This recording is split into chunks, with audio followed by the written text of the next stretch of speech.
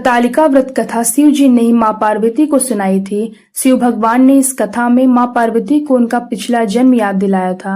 हे गौरा, पिछले जन्म में तुमने मुझे पाने के लिए बहुत छोटी उम्र में कठोर तप और घोर तपस्या की थी। तुमने ना तो कुछ खाया और ना ही पिया, बस हवा और सूखे पत्ते चबाए। जला देने वाली गर्मी हुई, कपा देने वाली ठंड तुम नहीं हटी, डटी रही। बारिश में भी तुमने जल नहीं पिया। तुम्हें इस हालत में देखकर तुम्हारे पिता दुखी थे। उनको दुखी देखकर नारद मुनि आए और कहा कि मैं भगवान विष्णु के भेजने पर यहाँ आया हूँ। वह आपकी कन्या से विवाह करना चाहते हैं। इस बारे में मैं आपकी राय जानना चाहता हूँ। नारद जी की बात सुनकर आपके पिता बोले, अगर भगवान विष्णु यह चाहते हैं तो उन्हें कोई आपत्ति नहीं है, परंतु जब तुम्हें इस विवाह के बारे में पता चला तो तुम दुखी हो गई।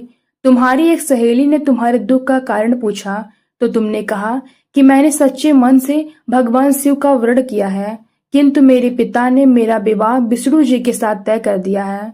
मैं विचित्र धर्म संकट में हूँ। अब मेरे पास प्राण त्याग देने के अलावा कोई और उपाय नहीं बचा है। तुम्हारी सखी बहुत ही समझदार थी। उसने कहा, प्राण छोड़ने का यहाँ कारण ही क्या है? संकट के समय धैर्य से काम लेना चाहिए। भारतीय नारी के जीवन की सार्थकता इसी में है कि जिसे मन से पति रूप में एक बार वर्ण कर लिया, जीवन पर्यंत उसी से निर्वाह करे। मैं तुम्हें घनघोर वन में ले चलती हूँ, जो साधना स्थल भी है, जहाँ तुम्हारे पिता तुम्हें खोज भी नहीं पाएंगे। मुझे पूर्ण विश्वास है कि ईश्वर अवश्य तुम्हारी सहायता करेंगे। तुमने ऐसा ही किया। तुम्हारे पिता तुम्हें घर में ना पाकर बड़े चिंतित और दुखी हुए। इधर तुम्हारी खोज होती रही, उधर तुम अपनी सहेली के साथ नदी के तट पर एक गुफा में मेरी आराधना में लीन रहने लगी।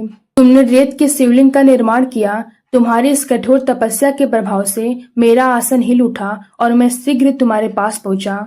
तुमसे वर मांगने को कहा। तब अपनी तपस्या के फलीभूत मुझे अपने समक्ष पाकर तुमने कहा, मैं आपको सच्चे मन से पति के रूप में वर्ण कर चुकी हूँ। यदि आप सचमुच मेरी तपस्या से प्रसन्न होकर यहाँ पधारे हैं तो मुझे अपनी अर्धांगिनी के रूप में स्वीकार कर लीजिए।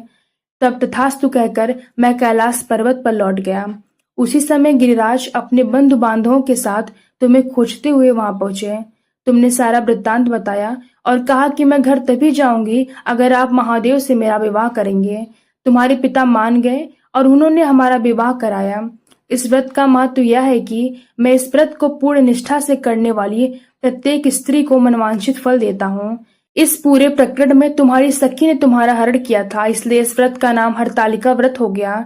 इस व्रत से जुड़ी एक मान्यता है कि इस व्रत को करने वाली स्त्रियां पार्वती जी के समान ही सुखपूर्वक पति रमण करके शिवलोक को जाती हैं। सौभाग्यवती स्त्रियां अपने सुहाग को अखंड बनाए रखने और अविवाहित युवतियां मन मुताबिक वर पाने के लिए हरतालिका तीज का व्रत करती हैं। इस दिन व्रत करने वाली स्त्रियां सूर्योदय से पहले ही उठ जाती हैं और नहाकर पूरा श्रृंगार करती हैं। पूजन के लिए केले के पत्ते से मंडप बनाकर गौरी शंकर की प्रतिमा स्थापित की जाती है। इसके साथ पार्वती जी को सुहाग का सारा सामान चढ़ाया जाता है। रात में भजन कीर्तन करते हुए जागरण कर 3 बार आरती की जाती है और शिव पार्वती विवाह की कथा सुनी जाती है। इस व्रत के व्रती को शयन का निषेध है, इसके लिए उसे रात्रि में भजन कीर्तन के साथ रात्रि जागरण करना पड़ता है।